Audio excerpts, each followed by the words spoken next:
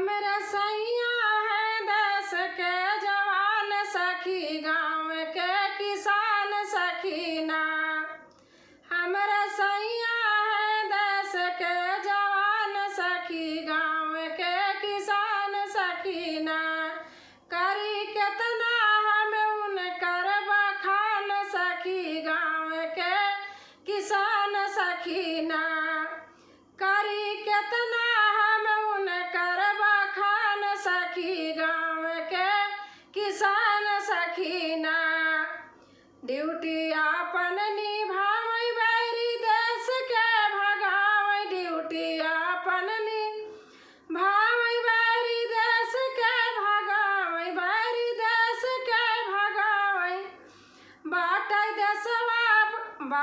देशवा कौन पे गुमान सखी, गाँव के किसान सखी ना।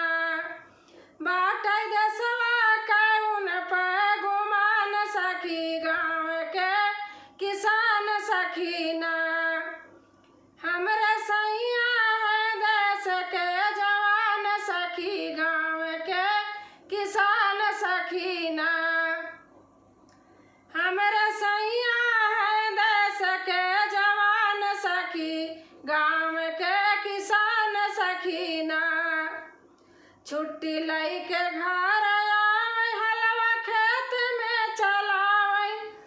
छुट्टी लैके घर आवै, हलवा खेत में चलावै, हलवा खेत में चलावै। कभौ बोवै गेहूं, कभौ बोवै धान सखी, गाँव के किसान सखी ना। कभौ बोवै गेहूं, कभौ बोवै धान सखी, गाँव के किसान सखी ना। हमरे सैया है देश के जवान सखी, गाँव के किसान सखी ना। हमरे सैया है देश के जवान सखी, गाँव के किसान सखी ना। अगस्त 15 जो आवे देश आजादी मनावे, अगस्त 15 जो आवे देश आजादी मनावे। मिल के गावे सबके साथ राष्ट्रगान सखी, गाँव के किसान सखी ना।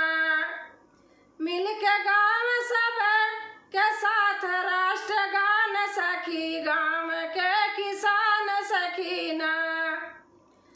हमरे सैया है देश के जवान सखी, गाँव के किसान सखी ना।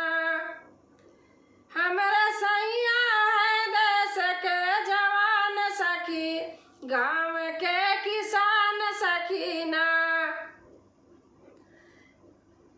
कीड़ा लागै से बचावै, मान माटी से बढ़ावै। कीड़ा लागै से बचावै, मान माटी से बढ़ावै।